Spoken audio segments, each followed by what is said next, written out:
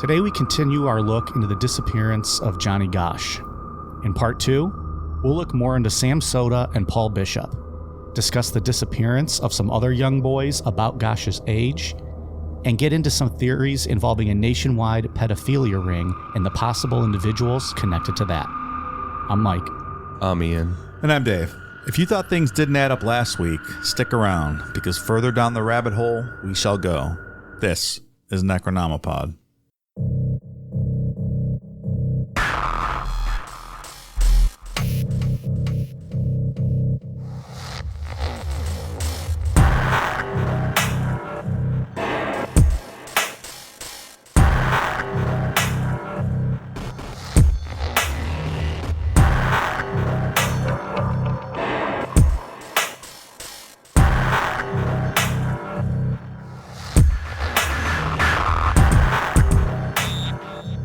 Everybody likes to hear chewing and eating in microphones, right? I most certainly do not.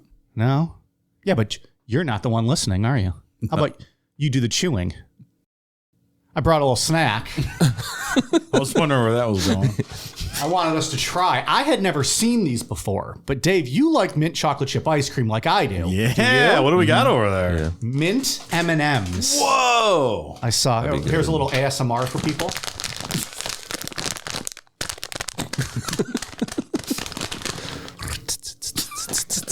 You open this bag. It's a fresh bag. I bought these yesterday, and I have been dying to open them. I almost cheated and did. Looks great. They are actually dark chocolate. Oh, yeah. Oh, yeah. That's going to be something. It's like a bag of weed. Smell it. Take a couple. Oh, I will, buddy. Oh, those are fucking good. Those are delightful. I can smell it in my hand. They're like peppermint patties, but not M&M shaped. And they're not as pepperminty as peppermint patties. I love peppermint patties. It's like a solidified, like a hardened mint ice cream. That's really good. And they come in fun little different green colors. They're bigger than normal M&Ms. They are. Yeah, they are. They're like the size of a Mento or something. Well, I'm going to leave those there. You guys help yourselves. You want more? You want one more round? Yeah, a little bit more. People like us chewing. I'm good. Maybe start vaping again, too, in there and really annoy them. I actually don't like when people chew in the mics either, but I thought this would be fun to try. Those are fucking fantastic. I used to love the crispy M&Ms.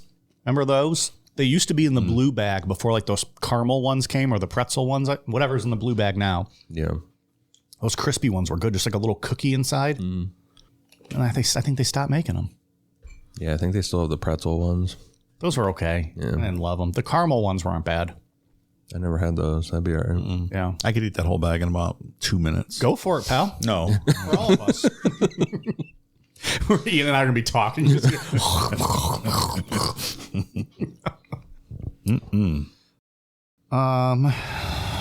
What else? Got a little something for us. As a make good, because people just heard us, eating on the microphone. Fuck, marry, kill. Oh.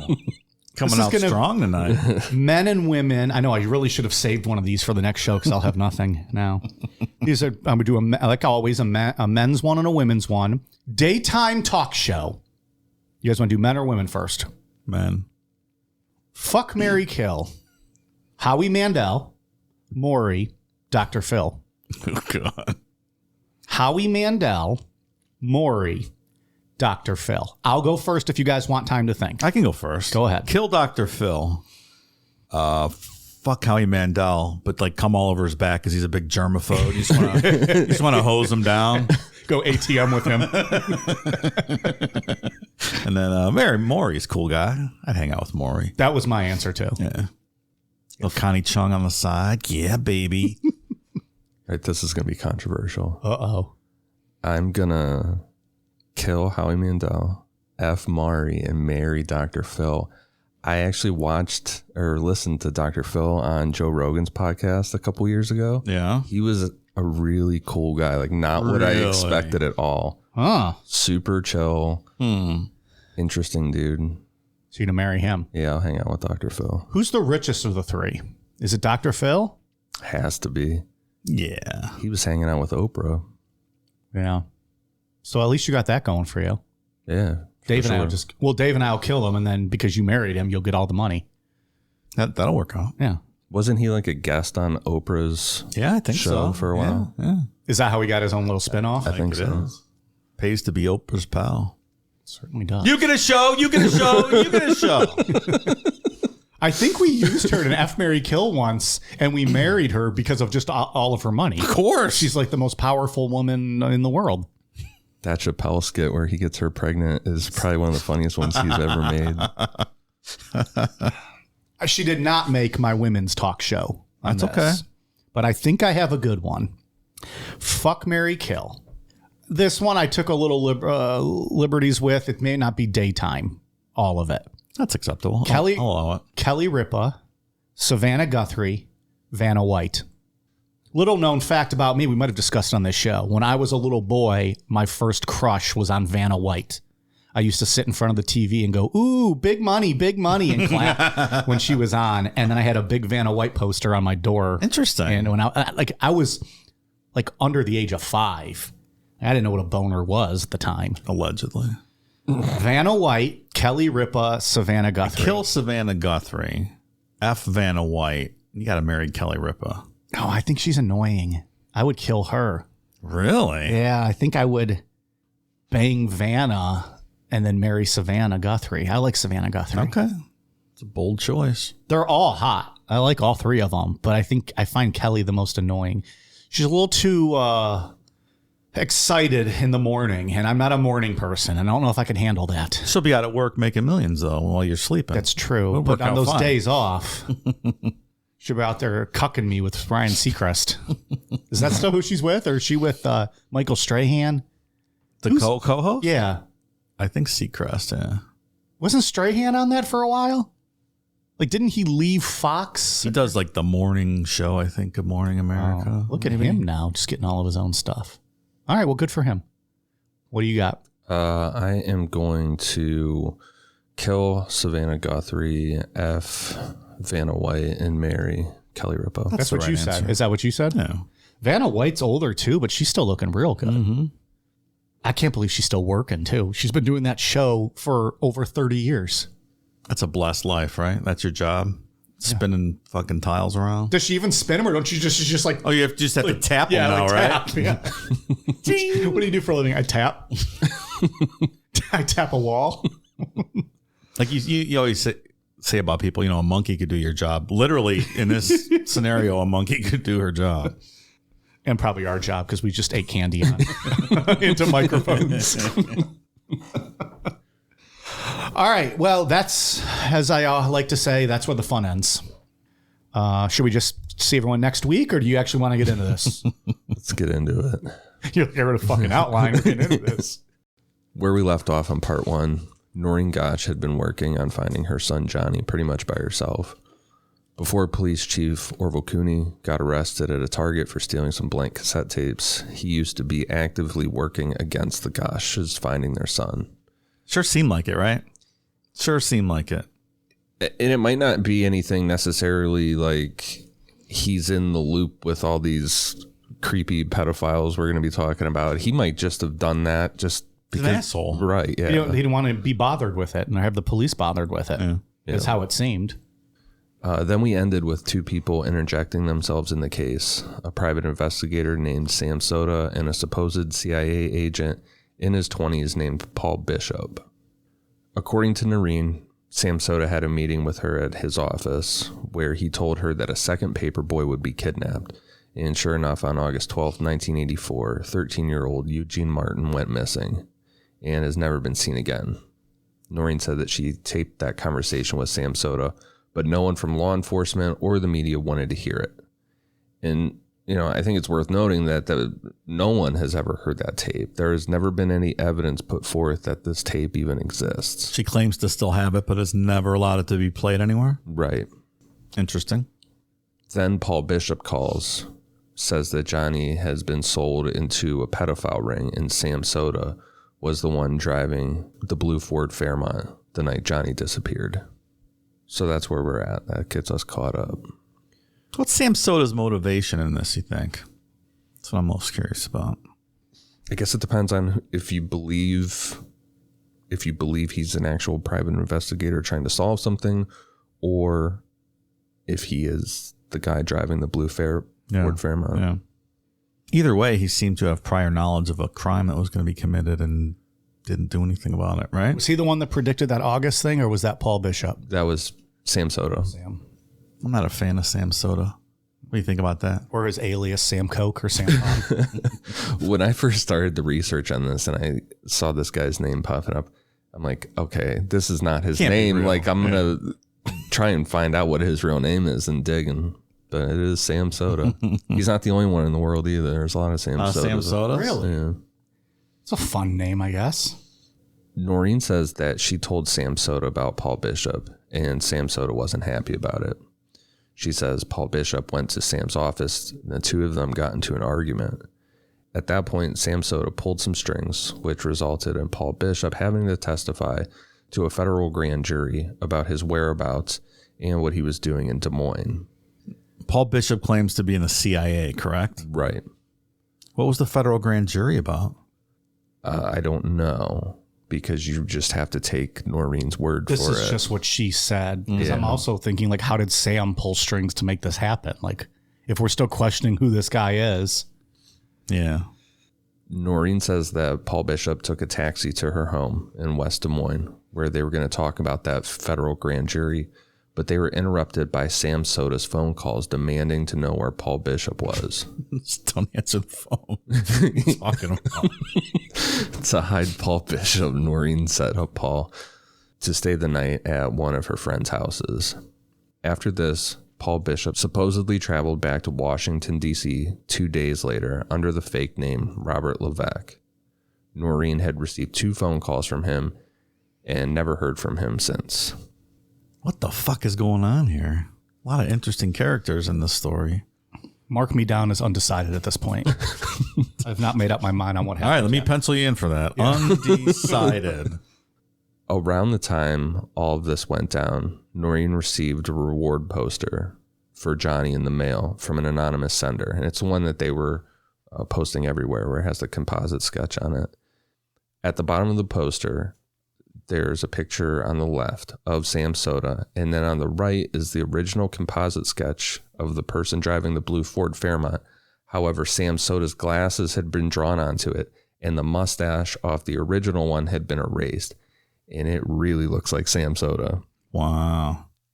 Like crazy looks like Sam Soda. So someone took the original drawing or sketch, added the glasses, erased the mustache to kind of show her, like, hey, look who this looks like. And just sent it to her in the mail.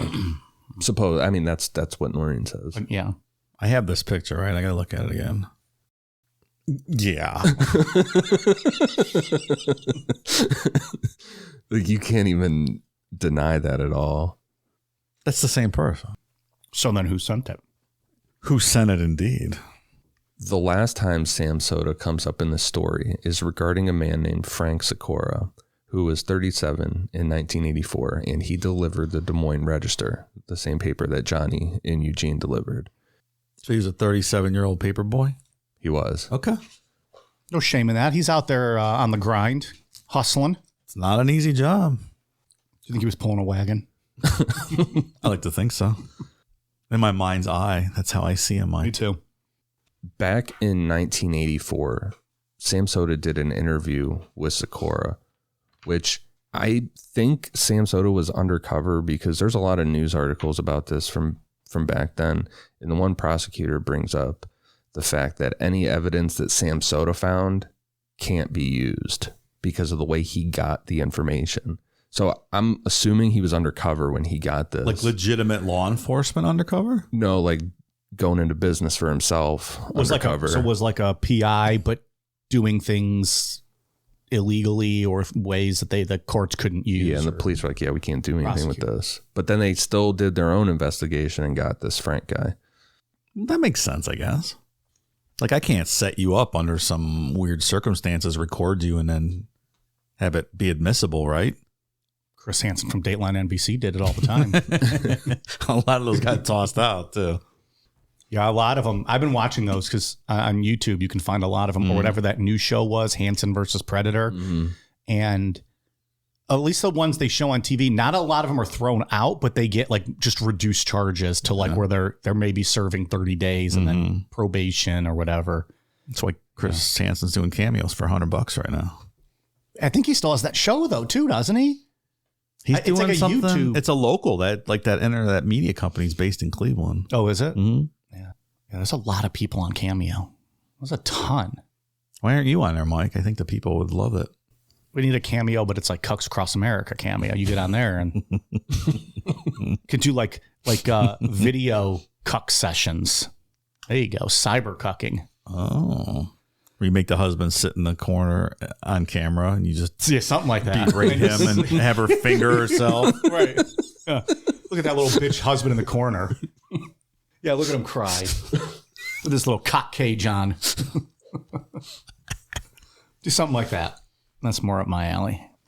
The Moline, Illinois Dispatch reported on Frank Sikora getting arrested and said, quote, Soda videotaped a 2-hour interview with Sikora Saturday night. Soda and 2 others searched Sikora's apartment and found numerous pornographic magazines and films, as well as pictures of the Paperboys, which were turned over to investigators. This is a man who is in a position where he knows all the routes and all the carriers, said Soda. A spokesman for a group called Stolen Children are reported every day. That's clever. Scared. I didn't even think of it like that. I assume that's why they did that. Stolen Children are right? reported every day. Frank Sikora ended up being charged for child pornography and molesting at least 7 boys, and he was sent to prison for a couple years. Regarding Johnny and Eugene specifically, Frank Sikora took a polygraph test and passed when he was asked if he had anything to do with their disappearances. How exactly did Soda zero in on Sikora? I don't Do you know. have prior knowledge of him, like they were somehow involved in all this and they were looking for a way to get rid of him, like he was a loose end perhaps? Maybe he'd Like seen Soda something. might have been involved in all this Yeah. too, and like Goodfellas when they're cleaning up because everyone starts talking. That's right. That's after right. the heist. It's not clear. All of a sudden, Sam Soda's just busting up pedophile rings and yeah, I don't know. Before we break all this down, Noreen acknowledges who Paul Bishop really is, but says that it's a conspiracy to either shut him up or revenge for telling her that Johnny was sold into a pedophilia ring. In reality, Paul Bishop wasn't a CIA agent.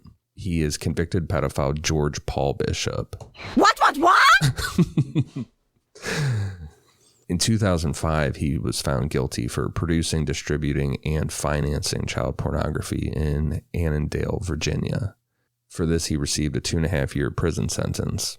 When he was released, he registered as a sex offender, but has since gone off the radar. Virginia.gov has it listed as his sex offender status being renewed on March 10th, 2016, but he stopped checking in, and now he's listed as wanted by the police. So how does Noreen know all of this? Who this guy really is? Yeah. So there is so much stuff like in these little nooks of the internet, these random sites that were made, or like in ones that aren't there anymore back in the Wayback Machine. I don't know how she knows who this guy is. One thing I saw was that one of the original maps drawn of the crime scene was signed. She says that it was done by Paul Bishop. He drew this for her to prove to her that he knew what he was talking about how it all went down. And he signed it GPB. Okay. George Paul Bishop. Yeah. She says, I would assume too, she sees his picture online. It was presented with his picture too. Like found this out after she had spoken to him a few times and then he took off and she never heard from him again. She never heard from him again. Yeah. So at this point, we have a convicted pedophile who plugged himself into the situation. Claiming to be CIA. Sam Soda, who looks almost exactly like the composite sketch of the suspect that's on the wanted, the reward poster. And another 37-year-old paper boy who was also convicted of being a child porn guy. all tied together somehow and plugged into this. And Soda and Bishop allegedly not getting along, and Soda getting Bishop in trouble and having to testify in front of a grand jury. Yeah, like that's not coincidence. If Noreen, Can't be. Yeah, right. if Noreen's telling the truth that like Paul Bishop was at her house and Sam Soda was calling and they were fighting, and then there's all this like going to his office, they're obviously faking all of this in front of her. Mm-hmm. For what purpose? Was she getting close maybe to finding something and they're just trying to dick with her and throw her off with all this, perhaps? It's like a disinformation kind of thing. When you think about it in today's world, it would be like, oh, that's definitely a conspiracy. Like, that's not real. That's not happening to you. But back then, Noreen really was making waves in this. She was a big part in getting the missing and exploited children started, getting laws changed. So yeah, maybe. So if this is a big ring, you could view that as her being a troublemaker, and they try to either drive her crazy or make her look crazy to the rest of the world with all these stories and just to discredit her. Yeah. I feel like there's like a little thread in here somewhere that if somebody figured it out, it could unravel. Something's missing between these three Connect people. Everything. Yeah. Yeah. You know what's missing right now is some more of these M&Ms in my throat. I can smell it from across the table. They smell and taste delicious. Here, well, you might as well take some while we're all chewing. These are so damn good.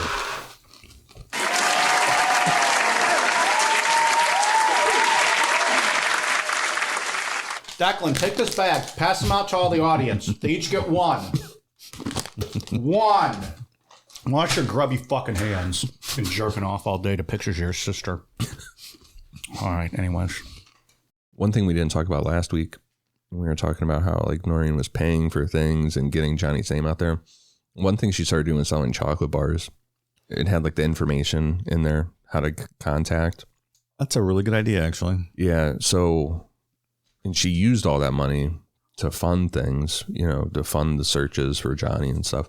But that got her a lot of publicity with different news organizations around the country. They're like, oh, look at this mom. She has this big candy business. Yeah. She said the one year they sold like 400,000 candy bars. Damn. Yeah. Wow. I mean, it obviously, if this happened, you would become your life's work. So that's all you would ever do, right? Such a good idea, too. It is a great idea. We talk about Noreen a lot because she's the one that's like actively always kept going. For the longest time, her husband, John Sr., was by her side doing all this stuff. I think we'll talk about it, next week maybe, but it seems like he got to the point where he just accepted what he felt happened, and it's exhausting. Just wanted to move on. Yeah, he's like, I got to stop. I can't keep doing this. Yeah, it can't be good for your health, like to just continue. I mean, and it's understandable, but to agonize over it and spend every waking moment dealing with it, I mean, it's gonna take a toll on you. At some point, I could see it getting to where you would just like, we have to accept it's out of our hands and try to move on with our lives. Yeah, I mean, this is going on how many years? 82 this happened. And this is what, 80? No, I mean, when now. Yeah. Yeah. It's 40-something years, 41 years. Yeah. Also, to raise awareness, Johnny and Eugene were put on milk cartons. They're known for being like the first milk carton kids because it went nationwide. There's actually this kid named Eaton Patz. He was 6 years old in New York. They put his picture on milk cartons around the city. Didn't go outside of New York, but he's technically the first milk carton kid. Did they solve his case as a cold case much later on? Do you know that story? They got it from what I was reading. Not too long ago, right? Yeah. They got a confession and got a verdict on it. Mm. Yeah, he was 6 when he disappeared. Yeah, it was in the Hasidic Jewish community, right? Was it in Brooklyn? I think it was in Brooklyn. Yeah, I remember that story. Yeah, a guy named Pedro Hernandez admitted to murdering him, and that was back in 1979. Now I'm curious how long that took. It was in the 2000s, I think. I think that's right, yeah. Mike, just go ahead and have some more candy while I'm... Oh, lovely. Yeah, you want to hit this? Yeah, 2012.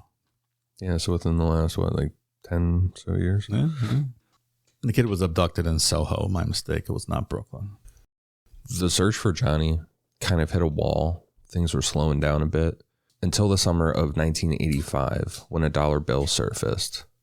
I found this article in the Chicago Tribune from July 10th, 1985. John and Noreen Gosch displayed the message written on a dollar bill, "I am alive," and said Wednesday they would be willing to trade $400,000 in reward money for the safe return of their kidnapped son, Johnny. The 12-year-old boy disappeared September 5th, 1982, after he left the family's West Des Moines, Iowa home to begin delivering Sunday papers. Gosch said $400,000 has been pledged for reward money. The dollar bill surfaced as change given to a woman at a Sioux City, Iowa grocery store during the past month. A Treasury Department currency specialist said the bill had been in circulation since July 25th, 1974. At a news conference attended by both Iowa senators, the Gosches offered to negotiate for their son's return, as well as to call off a private investigation and not to aid any legal action against the kidnapper. "Please, we beg of you, contact us privately and allow us to have our son back," John Gosch said. "Our son has endured enough pain and suffering. Please return him to us alive and unharmed. If his life has been taken, we ask that we may have information so that we at least know what has happened to him." Noreen Gosch showed to reporters a photocopy of the bill. To the side of the picture of George Washington, beneath "United," was written, quote, "I am alive, Johnny Gosch." 3 handwriting analyses have identified the signature as Johnny Gosch's. John Gosch said, quote, "Means a lot to us. Our son may be alive." Asked if they would pay ransom and how much, Noreen Gosch said, "We, in exchange, will give them all the reward money offered for our son. All we want is our boy back." I don't know. Anybody could do that. Yeah, and I don't know about handwriting experts. I think we talked about the inadequacy of handwriting analysis, right? Yeah. Do they have a history of being wrong, though, handwriting analysts? Or is it, I don't know much about it, but is it like a lie detector test where it's just kind of like, it's 50-50 shaky? kind of thing? Or is I there think an so. actual, are they usually pretty good with that? I don't know. I know we've talked about it before and did not seem to be all that accurate. It's debated. It's Yeah, not it's not a accepted concrete science, thing. yeah. Yeah. It's also almost message in the bottle-esque. Like, if Johnny Gosch did do that, is he just hoping that one day ends up in the hands of someone who actually like I don't ever look at my dollar bills. That's a pay long attention. shot. Yeah. That's an extreme long shot. Like I said, like a message in a bottle type situation, which would just be crazy if that were true. Did anyone think Noreen just wrote it on there? And Well, somebody came forward with it. The Gosches were contacted. If you believe it for what it is, a woman found it, or maybe that woman faked it. yeah, right. Hoping to maybe get some of the reward money, perhaps. Yeah. The reward money and the publicity of this, her phone was getting blown up. They had to change their phone numbers and stuff because you get weird people calling. And We've talked about that before, too, when police stations put that out for, call us at the tip line. Wasn't it like BTK or somebody like that? And their phones were blowing up with Son of Sam. Was it Son of Sam? Mm-hmm. On March 29th, 1986, another 13-year-old boy went missing. This time, Mark James Warren Allen II. At the time, and still online today, you'll see that Mark was a paper boy. So between Johnny Eugene and now Mark, someone is clearly targeting paper boys specifically, but that is not the case. Mark was not a paper boy. Not to say that it's not all related. It's just not, he just wasn't a paper boy. So it's not like a serial killer out there just getting paper boys. It's easier to write the story if they're all 3 paper boys, right? Yeah. Sloppy. Mark was last seen in Des Moines, Iowa on March 29th, 1986. He lived with his mother and 2 siblings on Southwest Emma Avenue. On the day of his disappearance, he told his mom he was going to walk to a friend's home down the street and possibly they would go see a movie. He asked his mom to save some pizza for him to eat when he got home. He never arrived at his friend's house. Mark's mother didn't realize he was missing until the next morning. After she called his grandmother and his friends, and none of them had seen him, she called the police, but they refused to open an investigation until 48 hours had passed, even though the Johnny Gosch bill had already been passed, which says that law enforcement in Iowa has to act immediately. Mark has never been seen or heard from again. Wish Dave had that boo clip on his police saying, "No, we're going to wait." I guess that's a little better than 72 Yeah, I hours. guess they but shaved 24 hours off. They're like, look, we're giving you a day, extra day. We'll get on it. Jeez. regarding Johnny's case, things quieted down after the dollar bill. So like the 3-year period. Then in 1988, a letter showed up at the Gosch home that read, quote, "I'll never be permitted to return home. They've cut my hair. They've dyed my hair. I look different. Please don't ever forget me. Love, your son, Johnny Gosch." I'm going to say if that's not him and someone's faking that, boy, what a scumbag, huh? It's fucked up. Noreen said that she knew it was really Johnny because the family always joked that he didn't need to sign notes with his first and last name and write your son before it because they all knew who he was. He's very formal. It's all right. John Sr. confirmed this, that Johnny always signed notes like that. The FBI looked at that note and they couldn't say one way or another, but they said they were keeping an open mind with leads in the investigation. It's everything with this case. I don't know. Yeah, I don't want to say that Noreen's lying or that she went crazy or It's possible. yeah, it very well is. And I think, well, I'll save it, but or somebody's faking this, being a complete asshole to her by sending this letter. Sure. There was actually a letter though, right? The FBI actually saw it. Yeah. But I mean, the letter could have been her, though, right? Trying to get it back in the public eye after the case went cold for so many years, right? Yeah. It's like, I'll do whatever it takes. So if this is what I have to do to get them talking about it again, then that's what I'll do. I understand that. Because, yeah, we have the dollar bill found in 85, the note in 88. Hard to say. Necronomipod is sponsored by BetterHelp. Take a second to think about how much time you spend on yourself in a given week. Now compare that to the time you spend on others. It's easy, isn't it? To get caught up in what everyone else needs from you. Meanwhile, you're never taking a moment to think about your own needs. Getting that late night call from a distressed friend, taking care of a sick child, or helping coworkers who are slammed with work. Assisting the people around us is important. But when we all spend all of our time giving, it can leave us feeling stretched thin and burned out.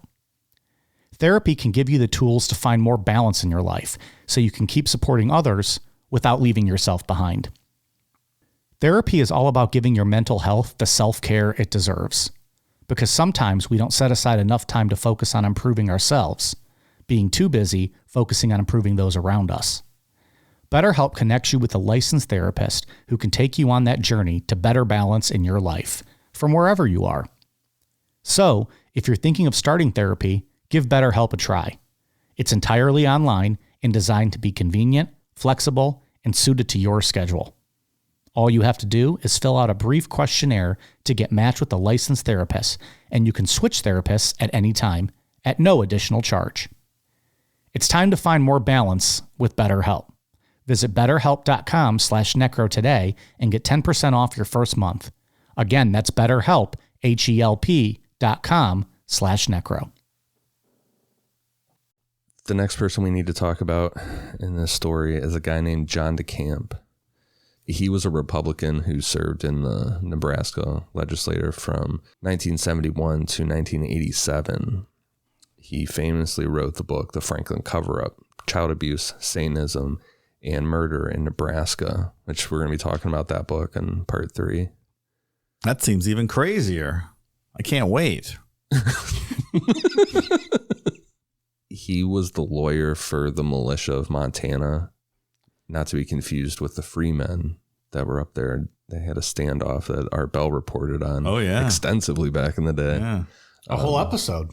Multiple episodes on that. Yeah, he did like a whole open line show for it and would have people from both sides on arguing, and he would just sit back and moderate. It was great. If you can find if you have the Coast to Coast app subscription, you can find it on there. Otherwise, I'm sure you can find it on one of the gimmick accounts or YouTube or something. Yeah, it's a good one. They were a really radical Oklahoma City bombing type group that was formed in response to Ruby Ridge. Very violent, anti-Semitic. There was like a whole incident where they just rolled into the police station of the town, doing the whole free men thing, like they don't have to follow the laws. Yeah. They're like $80,000 in cash and all kind of automatic weapons and stuff. So he was their lawyer. Okay. Were they affiliated with Elohim City at all? I would assume so. Those guys are my favorite.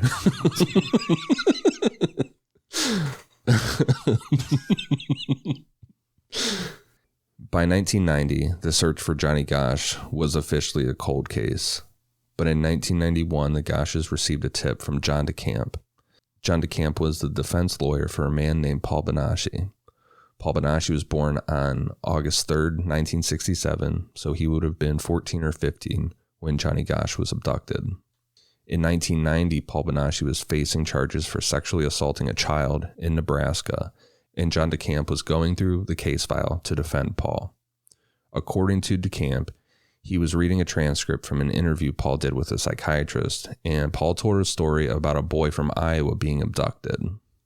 Before we get into all this, we'll talk about Paul's accounts of abuse he suffered in part 3 a lot more, but I do 100% believe that Paul was sexually abused as a child.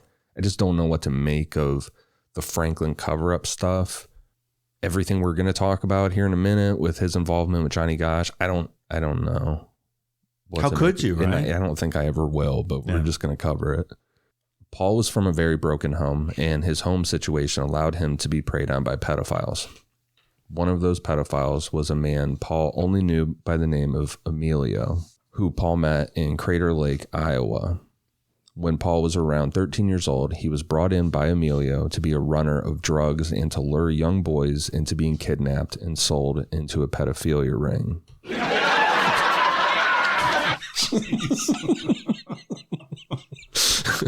Can you imagine if they could like add a laugh track just like randomly on like SVU or just something like that? Make it a lot better. It would be entertaining television. You just never know when a laugh track's going to instead of the That's right. still no laugh. According to Paul, the day before Johnny Gosch disappeared, Emilio took him from Omaha to a hotel in Des Moines where they met two men named Sam and Tony. Sam was showing Emilio photographs of paper boys, telling him how much money he could make off them. One photo, Paul says, of Johnny Gosch was separated from the stack. Early the next morning, all of them went out to abduct Johnny. So middle of the night, because Johnny was abducted 6 a.m. Yeah. Paul rode in the back of the car, driven by Emilio. At a certain point, the car stopped and a boy was shoved in. Following the directions of Emilio, Paul held the boy down and chloroformed him. At that point, Johnny was transferred to a van driven by Sam and Tony. From there, they stopped in Council Bluffs, Iowa to get a drink, then brought Johnny to a farmhouse near Sioux City, Iowa, owned by a man named Charlie. Johnny was scared and crying and asked Paul what was going to happen to him. For at least a week, Johnny was kept in a locked, windowless room at the farmhouse, and at one point, Paul said that he was forced to rape Johnny to, quote, break him in. According to Paul, Johnny ended up being bought by a man he only knew as the Colonel. Paul says that the Colonel had a ranch in Colorado, and that's where he took Johnny. In March of 1986, Emilio took Paul with him to the Colonel's ranch, and Johnny was still alive, being held captive. That's quite a story. That's what Paul says happened. I mean, he's got the names down, right? Sam. Started talking about Sam Soda. There's a lot of interesting stuff that comes out of what Paul Bonacci has to say. It makes it even more confusing. It absolutely does. Because there's holes in his story that we're going to poke in part 3 that just confuses it more. But are they holes because he forgot maybe something? Or are they holes because he made the whole thing up? When I learn about what those holes are, I'll tell you my opinion. Stay tuned. I'll be waiting for it. All right. I'm making their check mark still undecided. I hope this story isn't true. I know this kind of stuff happens in the world and there is really scary stuff. There's a lot of times we cover stuff on here like aliens, cryptids, were like, we want this to be true because the world's a better place or it would be more fun if that was around. This is not that. This is the one we don't want to be true because the world's a terrible place when this kind of stuff's around. It just seems so local because it's Iowa, you know? Not that it makes it any different. It's just small town. Yeah, like if this is happening in Iowa. It's very like our town that we live in, right? Like we're just small town Ohio. Yeah.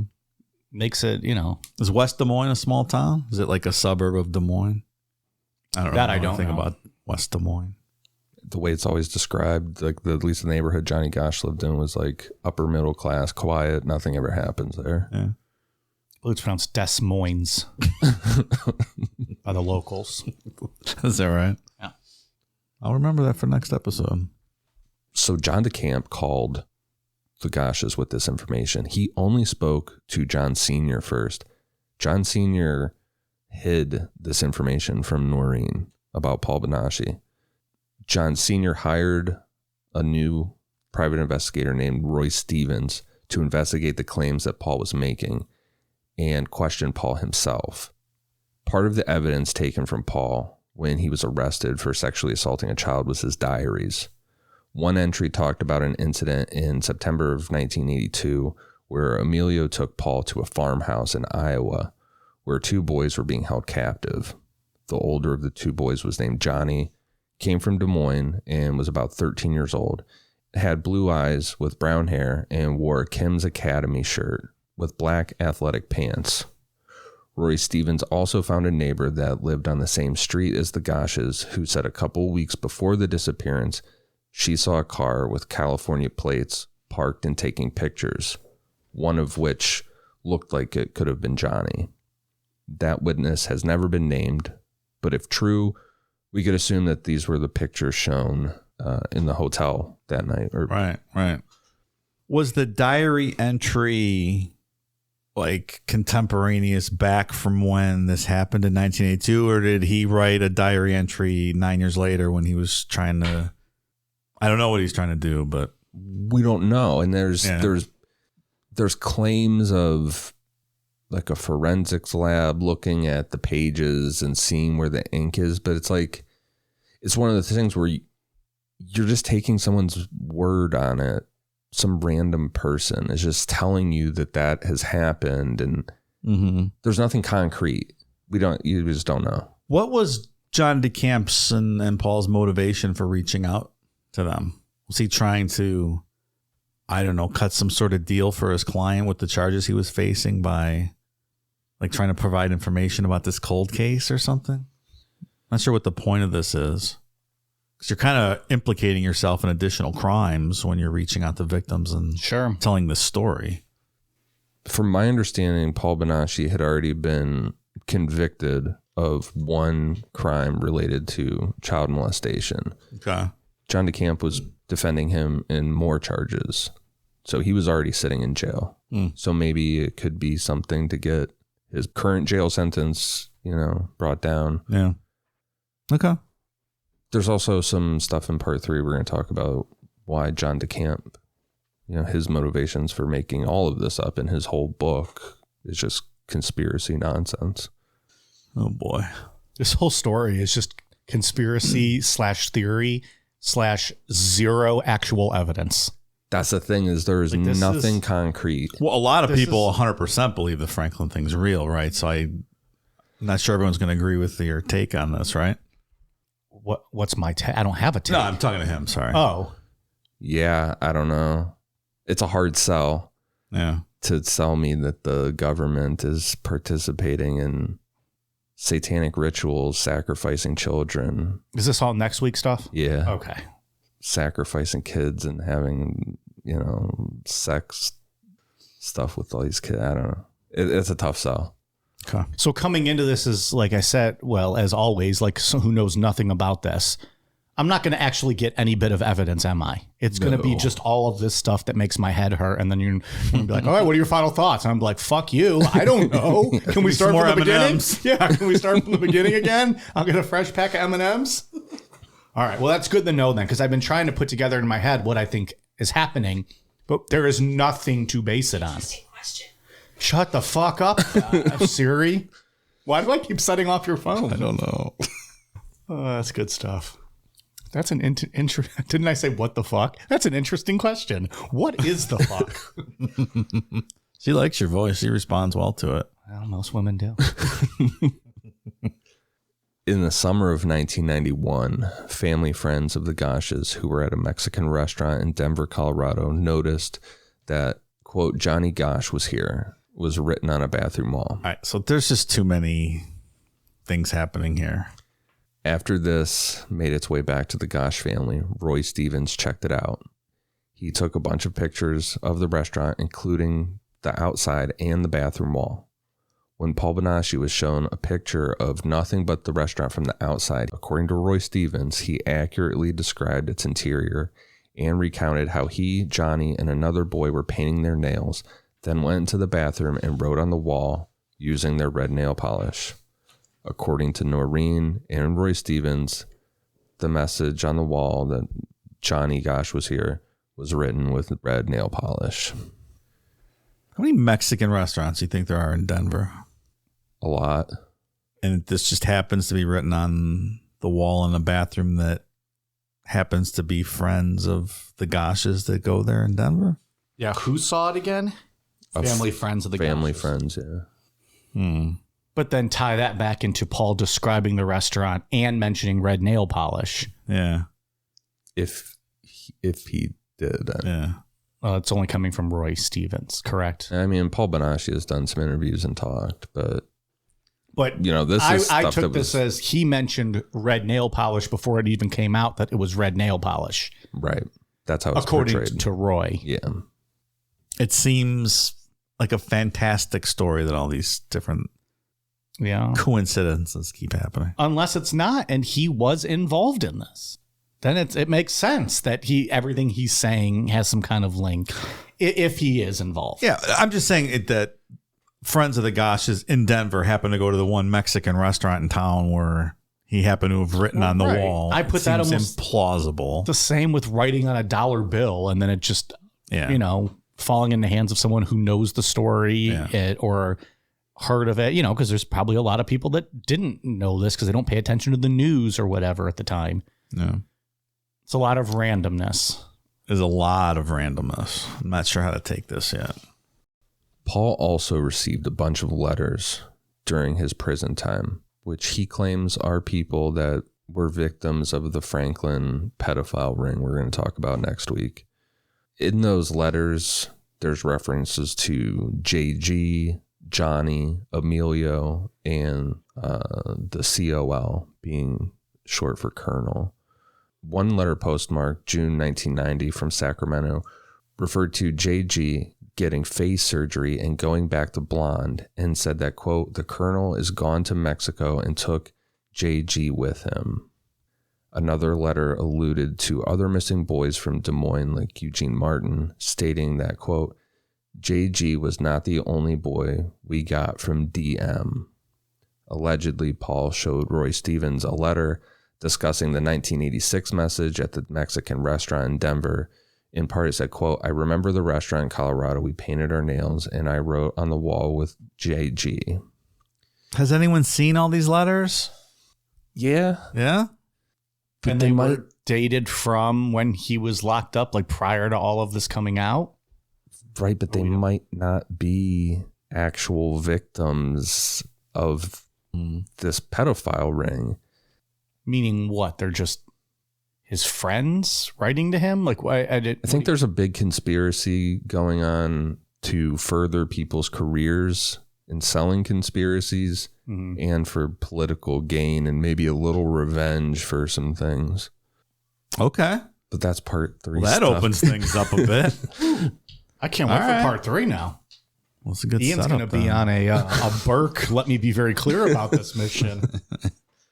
Like I said, I know this kind of stuff exists, with children being sold, and especially in places like Thailand and stuff. It's terrible. And I know it happens in the United States. It's a hard sell, though, to tell me that people high up in the government are doing satanic rituals and sacrificing children after they have sex with them. More to come on that later. This entire episode's a promo for part 3. Paul dropped a lot of names in that story. So the first one's Emilio. We don't know for sure who Emilio is. Is it possible it's Emilio Estevez? I was just going to say, we can confirm it's probably not Emilio Estevez. You can't confirm anything, pal. He was too busy coaching the Mighty Ducks at this time. There's a man that I've seen talked about online as a suspect, but I don't think that we should say his name. We can say that he was arrested for molesting a child in Cedar Rapids, Illinois, and it was a paper boy in 1966. And he was arrested in Houston, Texas for selling child pornography in 2014. Dox him. Dox him. Dox him. Come on, have some respect. We would never do that to Bob Dole.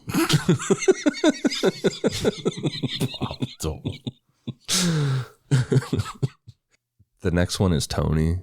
Tony would have been the tall man that walked out from the bushes across the street and followed Johnny down 42nd to Marquardt. There are multiple suspects that people have talked about online. But again, they're all people that have been arrested for, child pornography, things like that. But I don't think that we can say their names like that. No. I think it would get us into trouble just blasting people. Sure would. Accusing people of being sexual child predators. I mean, they are. For sure, if they're connected with this case. Right. I think his real name is... That's what we should do. Just say their names and then just bleep it out just to sound cool. Sam. After a while, the Gosches started to suspect that there was something off about Sam Soda. Then they got sent that poster with the side-by-side pic of Sam Soda and the composite sketch of the man driving the Ford Fairmont. The private investigator, Roy Stevens, took a bunch of photos to Paul to check out and asked him if he recognized any of the guys. Paul pulled out the picture of Sam Soda and said that was the Sam that was showing Emilio pictures of kids that would be worth money. This one I don't find so far-fetched because Sam Soda exists and he interjected himself in this case. Yeah, and he looked exactly like the fucking suspect sketch to a T. Charlie. Paul Bonacci said that Johnny was taken to a farmhouse near Sioux City, Iowa, owned by a guy named Charlie. There is a man who owned a farm in Sioux City named Charlie, but his criminal history is just a charge for prostitution back in 84, theft. Selling or buying? I think buying. Oh, okay. Theft in 89 and simple assault in 89.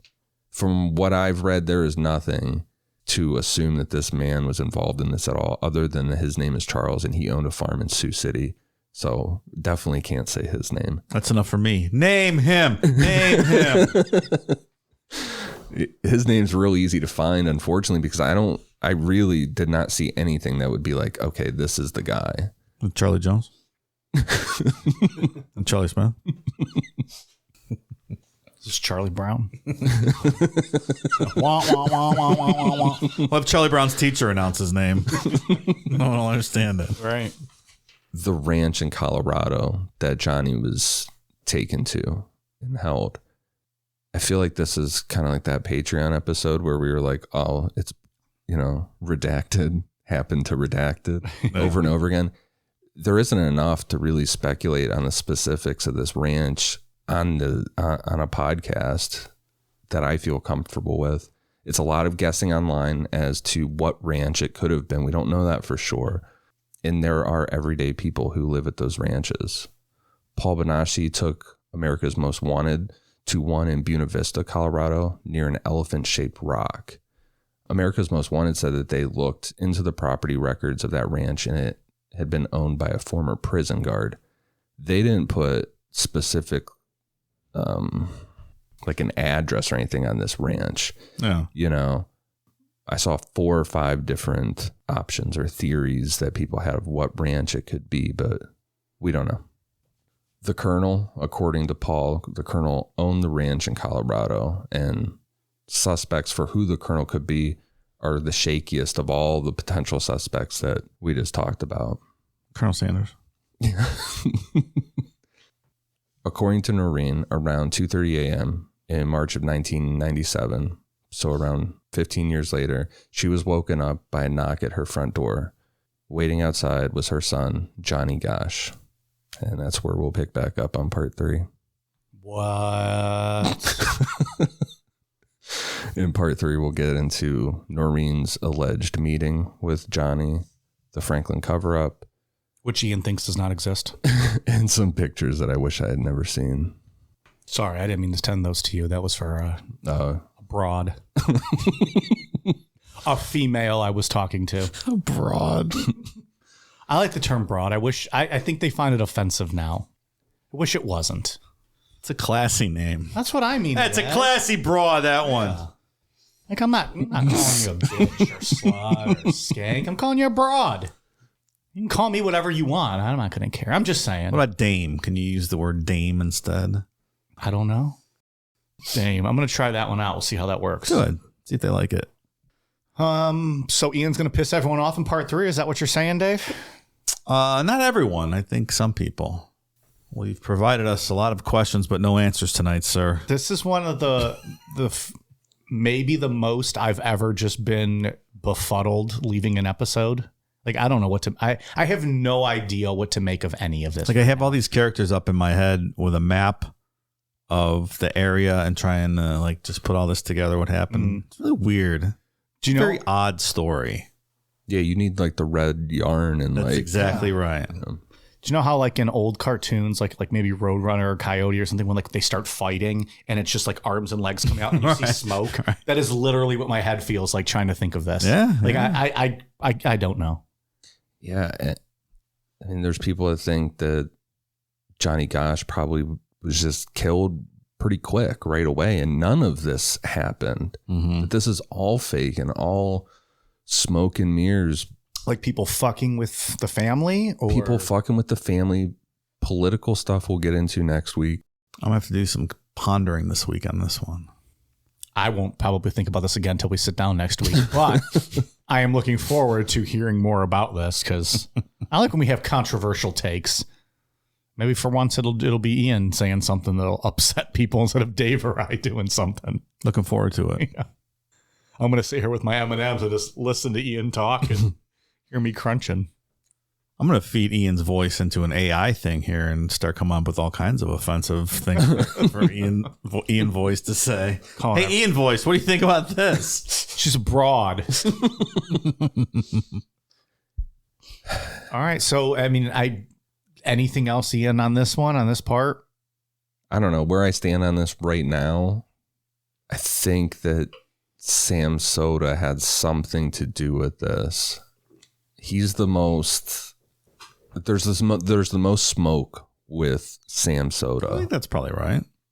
It's literally his face on the thing. Right. What's interesting is you have to figure out why someone who can clearly be identified on the reward poster is going to intentionally inject themselves into the victim's family and you know, make themselves known. Right. That's very part odd. of the story. It's very strange.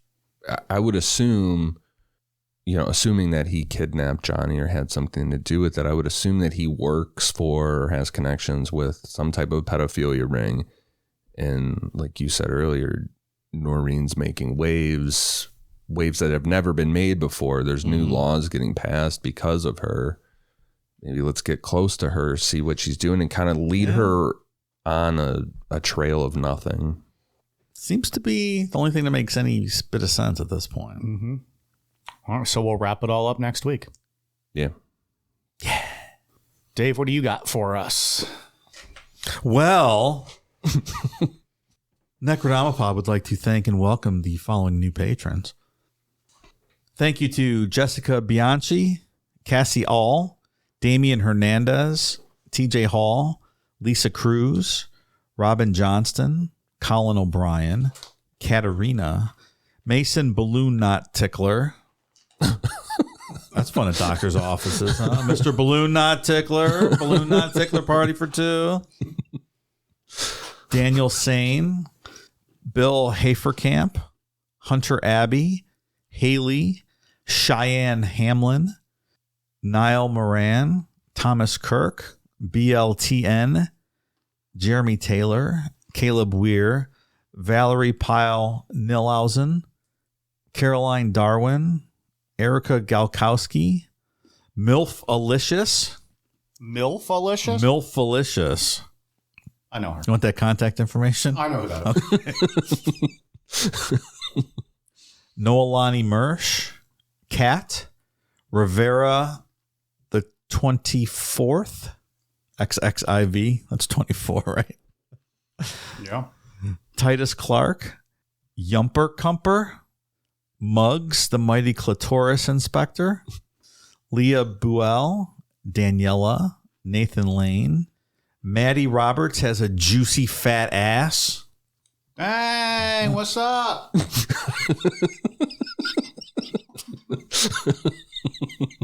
Oh, so I'm glad Nathan Lane signed up for Patreon. Fine actor. So from the producers, Yeah. Nathan Lane. Yeah. Face down, ass up. That's the way I like to fuck.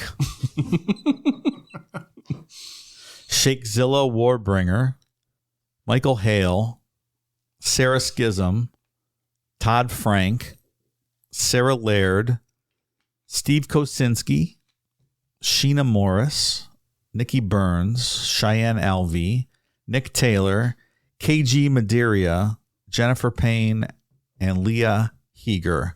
Thank you so much for your support, new patrons. Ian. For iTunes, I went for Mark versus Food, S.J. Riley, Daniel James, and Mac Daddy and Cheese. Thank you guys for the awesome reviews. He can gimmick his name all he wants. We know that's 2-star Mark, Yeah, not it's Mark 2-star versus Mark. Food. I know. I was Fuck trying out to- of here, pal. I was trying to give him a break. Not I. He already got a break. He got to marry that hot wife that he's underqualified for. Get the fuck out of here with that guy. When she was picking out husbands, she probably was high and accidentally clicked on a 2-star husband. Meant to click on a 5-star husband. Dave, anything else? I've got one international shout out for Lycan90 from New Zealand. Thank you for the kind We're words. getting close to Memorial Day. We haven't had any military shout outs in a while. No, nothing. All right. Well, I've not maybe seen any. they'll come in.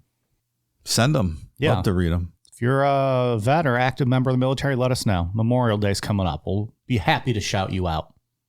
Real quick, I feel bad that we couldn't dive into some of those suspects on this episode. So if people want to, it's pretty easy to Google those names, you know, those There you go. those Yeah. aliases. It's pretty easy to do, you know, and then you can just go down your own rabbit holes. Like I went down the rabbit holes forever on those people and found some good information. It's just, I'm not trying to get ourselves in trouble. Yeah, you guys can dox them if you want. That way we won't get sued. Yeah. Go ahead. Yeah, I'm not trying to get in trouble. But yeah. I think that makes sense. That's smart. Yeah. All right. We are on Twitter, Facebook, Instagram, YouTube, the Talk Tick at Necronomipod, Patreon.com/Necronomipod, Amazon.com, search Necronomipod for all of our merch, and Necronomipod.com for stickers that are back and in stock. All right. You guys ready for a cool down beer? Cheers.